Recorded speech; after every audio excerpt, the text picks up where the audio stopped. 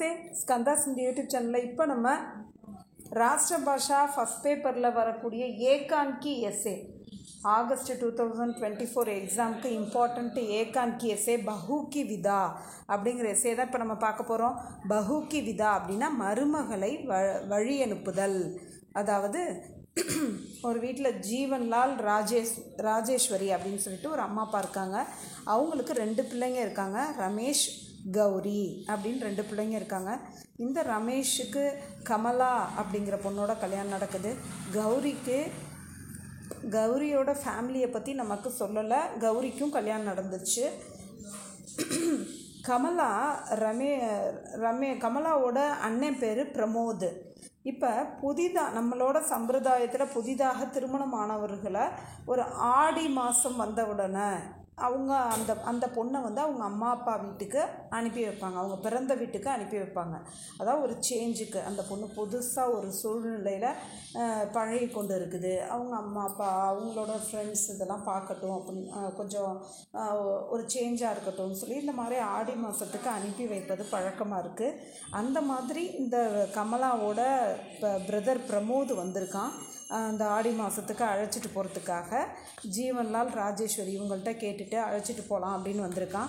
அப்போ ஜீவன்லால் மாமனார், அதாவது கமலாவோட மாமனார் சொல்கிறாரு, அதுன்னு திருமண சமயத்தில் எப்போதுமே அந்த பெண் வீட்டினர் இவ்வளோ நகை போடுறோம், இவ்வளோ பணம் தர்றோம், அந்த மாதிரி பேசுவாங்கள்ல, அதை தான் வரதட்சணை அப்படின்னு சொல்கிறது. தஹேஜ் பிரதா, வரதட்சணை முறை அப்படின்னு சொல்லப்படுது.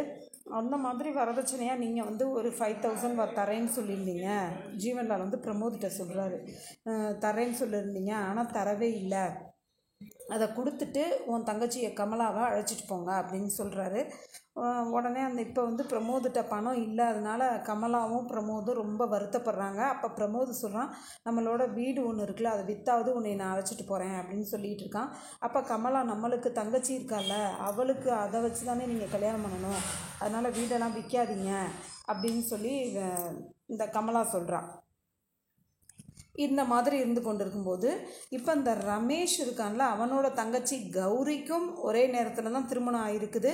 அப்போ கௌரியை ஆடி மாதத்துக்கு அழைச்சிட்டு வரணுமேன்னு சொல்லிட்டு ரமேஷ் கௌரி வீட்டுக்கு போயிருக்கான். அவன் திரும்பி வந்தவுடனே ஜீவன்லால்கிட்ட சொல்கிறான், இந்த மாதிரி தங்கச்சியை அவங்களோட மாமனார் மாமியார் வழி அனுப்பி வைக்கலை, ஏன்னா நம்ம பணம் கொடுக்காமல் இருக்கோமா, அதனால தான் அனுப்பலை அப்படின்னு சொல்கிறான். இதே மாதிரி தான் ஜீவன்லால் தன்னோட மகள் திருமணத்தில் தர வேண்டிய பணத்தை கொடுக்காமல் இருக்கார். அதனால் மகள் அந்த ஆடி மாதத்துக்கு வீட்டுக்கு வரலை. அப்போ ஜீவன்லாலுக்கு ரொம்ப வருத்தமாக இருக்குது. அப்போ தான் அவருக்கு தோணுது, நம்ம பொண்ணு வரலைன்னா நம்ம எப்படி வருத்தப்படுறோம், அது மாதிரி தானே நம்ம மருமக போகலைன்னா அவங்க வீட்டிலே வருத்தப்படுவாங்க அப்படிங்கிறத உணர்ந்துடுறாரு. அப்போ தன்னோட மருமகளை வழி அனுப்பி வச்சிடுறாரு. இதான் மருமகளை வழி அனுப்புதல், பஹூக்கி விதா அப்படின்னு இந்த கதைக்கு பேர் வச்சுருக்காங்க. இப்போ இந்த ஸ்டோரியை தான் இப்போ நம்ம பார்க்க போகிறோம்.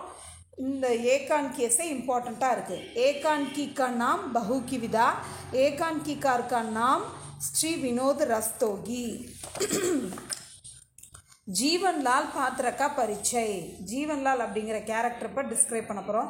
ஜீவன்லால் ஏக் தனி வியாபாரி ஹே. ஜீவன்லால் இப்போ இதில் இந்த ஏகான்கியை பற்றி இப்போ நம்ம பார்க்க போகிறதில்ல. இப்போ ஜீவன்லால்ங்கிற கேரக்டர் தான் நான் இப்போ டீச் பண்ண போகிறேன். ஜீவன்லால்ங்கிற கேரக்டரும் நமக்கு இம்பார்ட்டண்ட்டாக தான் இருக்குது. ஜீவன்லால் ஏக் தனி வியாபாரி ஹே. ஜீவன்லால் ஒரு பணக்கார வியாபாரியாக இருக்கிறார்.